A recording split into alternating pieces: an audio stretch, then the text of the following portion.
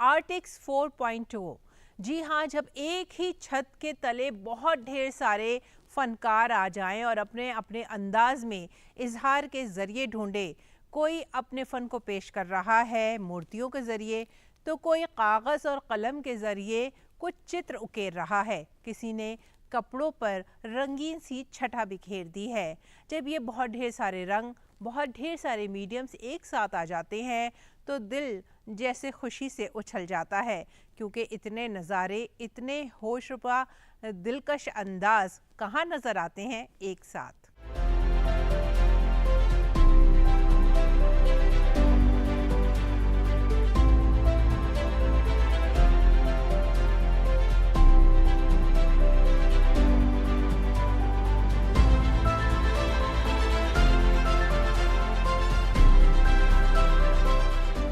भारत की जो सांस्कृतिक विरासत है और जो हमारा शिल्प कौशल है, उसका जीवंत प्रतीक है भारत का हस्तशिल्प। आज भारत का हस्तशिल्प वैश्विक मंच पर अपनी बेहद विशिष्ट पहचान के साथ उभर रहा है।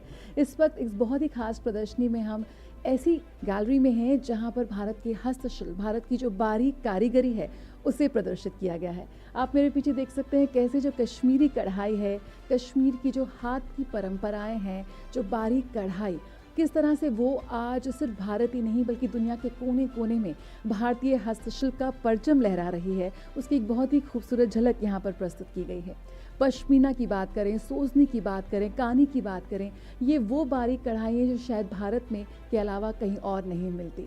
और जब इस तरह की प्रदर्शनी लगाई जाती है तो ना सिर्फ वो भारत के हस्तशिल्प को एक मंच देती है, बल्कि भारत के सुदूरवर्ती गाँव और वहाँ के कारीगरों को भी एक बाजार देती है, जो कि बहुत ही मेहनत का ये काम है, हाथ का काम है और बहुत ज़रूरी है कि हमारे जो हस्तशिल्प कारीगर हैं उन्हें उनकी मेहनत का सही मेहनताना मिले।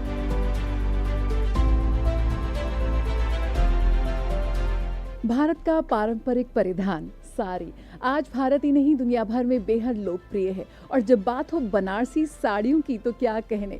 इस वक्त इस प्रदर्शनी में बनारसी साड़ियों को खास तौर पर प्रदर्शित किया गया है। बनारस के परिधानों को, बनारसी कपड़े को, बनारसी कारीगरी को यहाँ बहुत अच्छा रिस्पांस मिल रहा है, काफ़ी भीड़ जुट रही है।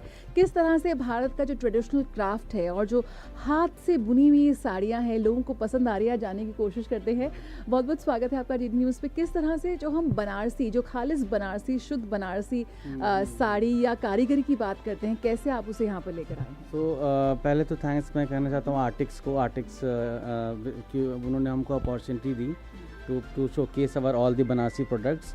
और जो भी हमारे जितने भी हम यहाँ पे प्रोडक्ट शोकेस कर रहे हैं, दिस आर ऑल, तो हमारा जो ब्रांड का जो मोटिव भी है ये वही है कि मतलब टू कनेक्ट थ्रू आर्टिजन्स। और हम लोग बहुत ही ग्रास रूट लेवल पे काम करते हैं ताकि and we try to showcase every products जो हम बनाते हैं उनके साथ करते हैं, जो भी कोलैबोरेट करते हैं अपने आर्टिजन्स के साथ, वही प्रोडक्ट्स हम लोग यहाँ पर शोकेस करते हैं सारी चीज़ें। किस तरह से सुदूरवर्ती गांवों के जो आर्टिसंस हैं, जो कारीगर हैं, उन्हें आज एक राष्ट्रीय नहीं अंतर्राष्ट्रीय बाजार मिल रहा है, उसकी एक झलक हम इस प्रदर्शनी में देख सकते हैं। किस तरह से कुछ एक चीज़ आप हमें दिखाना चाहेंगे जो खालिस देसी है और जो वोकल फॉर लोकल का नारा यहाँ प्रधानमंत्री नरेंद्र मोदी ने उसको बुलंद किया, किस तरह से वो आपके परिधानों में भी नज़र आता है और दर्शकों के रिस्पॉन्स में भी?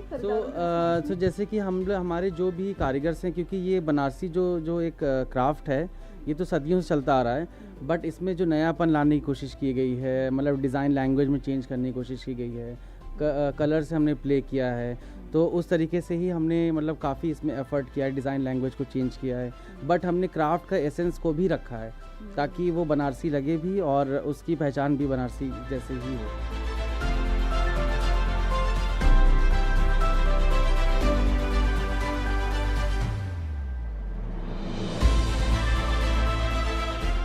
किस तरह से आज तकनीक के ज़रिए आप दर्शकों को कुछ नया दिखाने का एक प्रयास कर रहे हैं, और आइए जानने की कोशिश करते हैं। जॉय, थोड़ा बताइए किस तरह से हम दर्शकों को कुछ नया दे रहे हैं। किसी गैलरी में आना, किसी आर्ट वर्क को देखना, उससे अलग यहाँ पे आपने ऑगमेंटेड रियलिटी को अपने काम में लेकर आए हैं, कैसे? फर्स्ट ऑफ ऑल मैं ये कहूँगा कि I am very thankful to Artix and firstly the art orchard जो गैलरिस्ट है Neelin Narula for understanding my art work. वो डिफरेंट ऐसे है कि मेरे काम में मैं कहता हूँ कि my paintings are a lifescape, painting that comes alive, apart from the conventional style of work जो हर कोई कर रहा है, वो मैं भी कर रहा हूँ, लेकिन उससे नेक्स्ट क्या, तो वो मेरे पास क्वेश्चन मार्क था हमेशा कि नया क्या। तो तब मुझे ऑगमेंटेड रियलिटी का, it's been a research of 7-8 years. उसके बाद करते करते ये मैं एक प्लेटफॉर्म में, यूएस बेस्ड प्लेटफॉर्म में काम करता हूँ, और उसके थ्रू मुझे ये, क्योंकि अनफॉर्चुनेटली इंडिया में हमें वो प्लेटफॉर्म नहीं मिला आर्ट के लिए कि हम कर सके, तो उस पर रिसर्च करते हुए तो उनको ये लगता है कि ऑगमेंटेड रियलिटी ये और कोई नहीं प्रोजेक्ट कर रहा है इस लेवल पे। जैसा मेरा अभी recent show first in India जो ऑगमेंटेड रियलिटी के बेसिस में था, उन्होंने किया। जैसे कि हम अपना पैर भी देख पा रहे हैं यहाँ पे, अगर कोई सामने आ रहा है तो उनको भी देख पाएंगे यहाँ पे, तो वो एक पार्ट बन जाता है आर्ट का। सो इन रियलिटी हम घर में जब रखते हैं, वो रियल टाइम में हमारे अराउंड हम जो भी कर रहे हैं उसके साथ ये पेंटिंग एक मर्ज होता है, as if like the painting is speaking itself to us in that way. तो उस तरीके से ये लाइफस्केप हो गया जो अलाइव होके बाहर निकल के आ रहा है हमारे साथ in real time. This is how it is happening. कहते हैं ना कि एक तस्वीर हज़ारों भावनाओं को प्रदर्शित करती है, और जो तस्वीरें होती हैं बिना कुछ कहे भी सजीव होती हैं और बोल पड़ती हैं। उसी की झलक यहाँ पे दिखाई है जॉय ने कि कैसे तकनीक के माध्यम से अपनी पेंटिंग को सजीव किया है, अपने इन कैनवस को सजीव किया है। यहाँ पर रखी एक निर्जीव सिर्फ एक आँख नहीं है, कैसे तकनीक के माध्यम से ये उभर कर सजीव होती बाहर निकल कर आ रही है। ये देखना वाकई दिलचस्प है। यकीनन दर्शकों के लिए, जो तमाम लोग यहाँ पर आ रहे हैं, उनके लिए भी एक बेहद अनूठा और नया अनुभव है।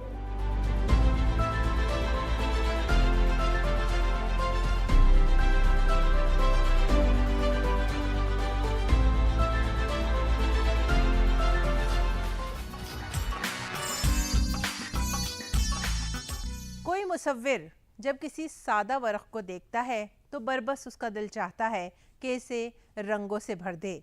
ये रंग मुख्तलिफ जाविये, मुख्तलिफ दायरे और मुख्तलिफ अशकाल लेकर उजागर करते हैं एक नई तस्वीर, और इस तस्वीर का नज़रिया होता है, सोच होती है उस फनकार की, जो हमें भी शायद सोचने पर मजबूर करती है कि हमने ऐसा क्यों नहीं सोचा। तो चलिए लेकर चलते हैं आपको एक ऐसी ही आर्ट एग्जीबिशन में जहां आपको नज़र आएंगे दायरे, जाविये, मुख्तलिफ अशकाल और फनपारे।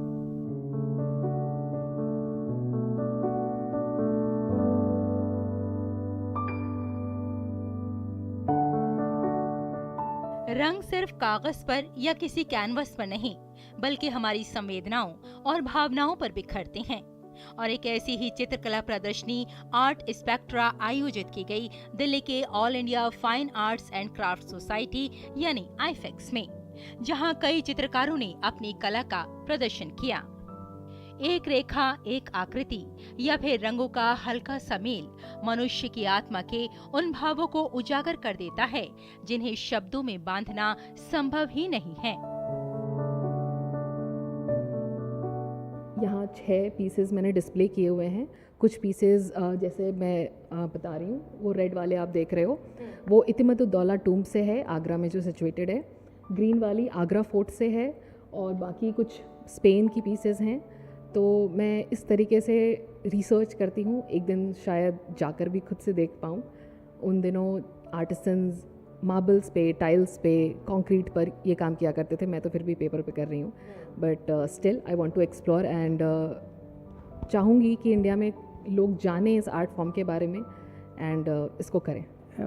मेरा ये चित्रकला जो है, ये एक थीम है, इसका ड्रीम, सपना है, जो हम सभी देखते हैं अपना फैमिली को लेके, जो हम परिवार को, हमारे पेरेंट्स को कंफर्ट देने की सपना देखते हैं, और बच्चों को फूल जैसे खिलते हुए देखना चाहते हैं, और इसीलिए हम पूरा जीवन लगा देते हैं, दिन रात एक कर देते हैं, और इसी को ही ज़िंदगी कहते हैं। ज़िंदगी और कुछ नहीं होता, बस यही सपना साकार करने में हमारा पूरा ज़िंदगी चला जाता है।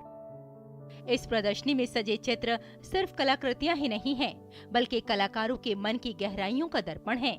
किसी कैनवस पर प्रकृति की निश्चल मुस्कान दिखाई दे रही है, तो कहीं समाज की विडंबनाओं का आईना दिख रहा है, कहीं बचपन की मासूमियत रेखाओं में झलकती है, तो कहीं जीवन के संघर्ष को रंगों के माध्यम से उजागर किया गया है। I think it's a great exhibition. जितना कलरफुल ये गैलरी आज दिख रहा है, usually I mean it's very very difficult to comment कि सब आर्टिस्ट का काम बहुत अच्छा है यहाँ पे. देखिए, जब मैं करती हूँ एक्चुअली मैं कोई थीम नहीं रखती हूँ, तो मेरी कोशिश यही रहती है कि अलग अलग आर्टिस्टों को मैं प्रमोट करूँ, उनके जो आर्ट वर्क्स है उनके थ्रू उनको प्रमोट करूँ. और सभी का काम अलग अलग रहता है, सबका स्टाइल अलग रहता है, सबकी सोच अलग है, तो अलग अलग सोच से ही सब कुछ बनाते हैं. आजकल तो मीडियम्स भी बहुत तरह के हो गए हैं, तो कोशिश यही रहती है कि सभी तरह के आर्टिस्टों को एकजुट करूँ और उनको एक मंच दूँ. चित्रकला प्रदर्शनियां रंगों और रेखाओं की दुनिया में डूबकर कला प्रेमियों को एक ऐसी डगर पर ले जाती हैं जहां चित्रकार से संवाद किया जा सकता है. मेरे ब्रॉन्ज के स्कल्पचर्स हैं. इनिशियली मैंने क्ले में बनाता हूँ, फिर there is a process called lost wax method, जिस मेथड के थ्रू हम लोग थोड़ा सा इसको क्ले को एक ब्रॉन्ज में कन्वर्ट करते हैं. एंड इससे पहले एक बार ये क्ले में बनता है, फिर इसका मोल्ड लिया जाता है, फिर हम लोग इसको वैक्स में बनाते हैं, फिर इसकी फिनिशिंग करते हैं. और प्रदर्शनी का प्राथमिक उद्देश्य कला में रचनात्मकता को बढ़ावा देना है. रंग बातें करें और बातों से खुशबू आए. जी हाँ, एक चित्रकार भाषा से नहीं, शब्दों से नहीं, बल्कि रंगों से बात करना चाहता है और अपनी भाषा हम तक पहुंचाना चाहता है. और उसके रंग हमें बताते हैं कि जीवन में कितने सारे रंग होते हैं जिन्हें कैनवस पर उतारा जा सकता है. और जब जब हम उस कैनवस को देखते हैं तब हमें लगता है कि हमारे जीवन में कितने सारे रंग हैं जिनके बारे में हम कई बार जान ही नहीं पाते, लेकिन एक कलाकार अपने रंगों के माध्यम से बहुत सारी बातें हमसे कह जाता है जो सीधे कानों से दिल में उतर जाती हैं. मैं रेशमा, कैमरामैन विक्की के साथ.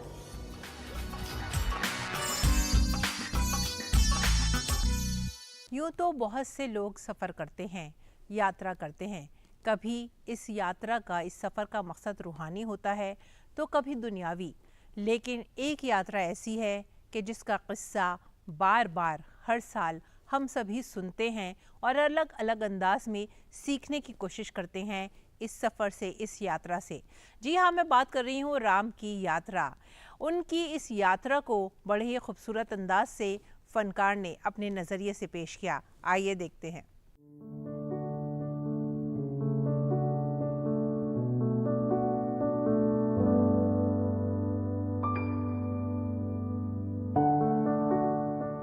जी, निसंदेह बहुत अच्छा लग रहा है एक राष्ट्रीय पुरस्कार पा करके.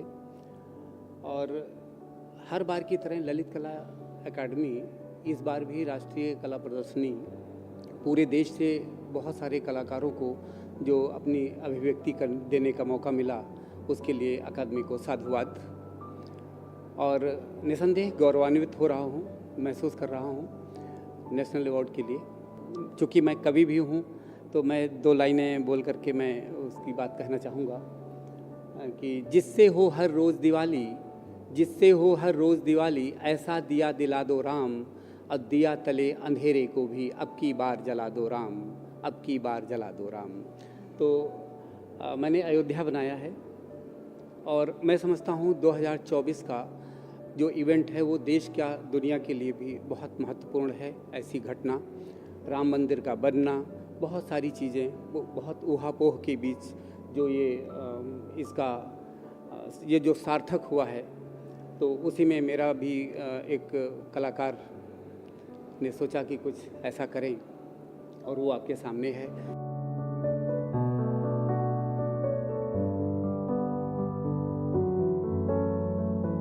सांस्कृतिक मंत्रालय की सहभागिता होती है, साथ में ये प्रेसिडेंशियल अवार्ड है, तो इसलिए ये गौरव का विषय है. और ये पूरे देश से करीब 5,500 से ज़्यादा कलाकृतियाँ आईं और जिसमें 283 एंट्रीज़ का सिलेक्शन हुआ. उसके बाद 20 आर्टिस्ट को अवॉर्डेड हैं आर्टिस्ट. और ये प्रेरणा स्रोत ये भी है कि ये बहुत सारी प्रतिभाओं को एक साथ अवसर देता है, इसीलिए अकादमी को साधुवाद. मैं समझता हूँ आज की जो कला है वो बहुत ज़्यादा साधना के प्रति मुझे लगता है रुझान कम है लोगों का, और वो भ्रामक कला है एक तरह से, जो व्यापारीकरण की वजह से ये उपजी. और आज जो है मात्र घर या जगह सजाने के काम आ रही है, जबकि चिंतनशील व्यक्तित्व होना चाहिए जो देश और मानवता के लिए काम करे।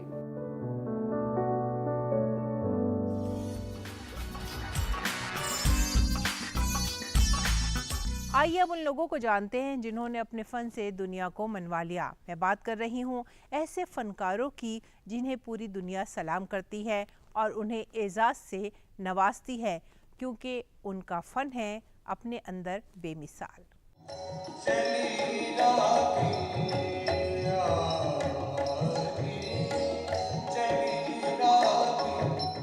राजधानी दिल्ली में एक विशेष कार्यक्रम में आध्यात्मिकता और नृत्य सौंदर्य से सराबोर हुए दर्शक जब साहस और सौंदर्य की अनुगूंज तुलसीदास की नायिकाओं पर आधारित समकालीन दृष्टिकोण नामक भरतनाट्यम प्रस्तुति का आयोजन किया गया।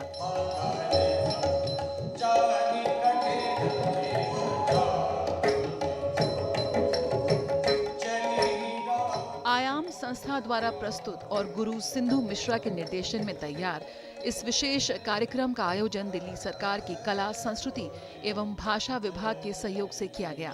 ये प्रस्तुति गोस्वामी तुलसीदास की काव्य रचनाओं में अंकित सीता और पार्वती जैसी पौराणिक नायिकाओं को समर्पित रही।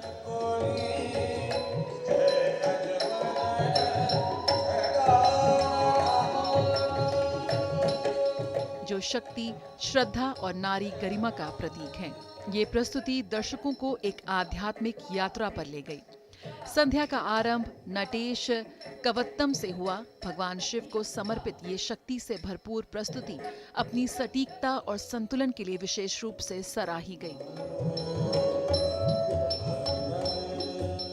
कार्यक्रम में आकर के अर्शिया एंड कृतिका, ये एक बहुत ही नई सोच है जहाँ पे महिलाओं से जुड़ी हुई कहानियों को उत्तर भारत में इस दक्षिण नृत्य शैली के द्वारा प्रस्तुत किया जा रहा है।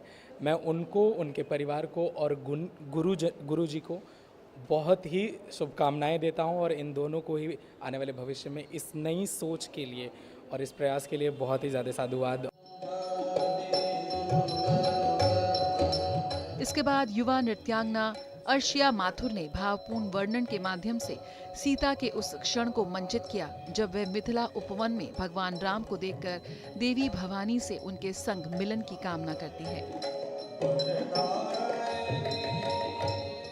आज Arshia as Sita and Kritika as Parvati, दो हमारे बहुत ही खूबसूरत, बहुत ही प्यारे डांस जिन्होंने प्रस्तुत किए हैं। हमें मानना पड़ेगा उनकी मेहनत इतने महीनों की रंग लाई है and it was amazing to see how they were beautifully dancing for good stretch of 1 hour and trust me and the behind the scenes I am sure.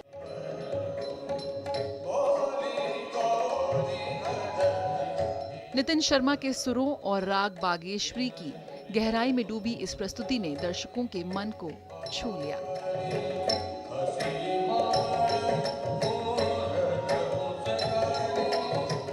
नृत्यांगना कृतिका कुमार ने पार्वती के तप और प्रेम की कथा को जीवंत किया।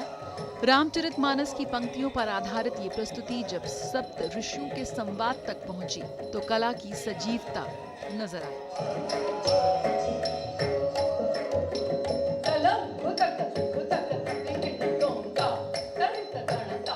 ये सिर्फ नृत्य प्रस्तुति नहीं बल्कि सांस्कृतिक विरासत, नारी शक्ति और आध्यात्मिक समर्पण का उत्सव था।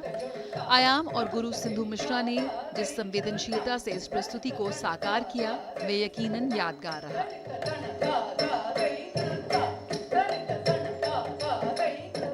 रंग तरंग, डीडी न्यूज़।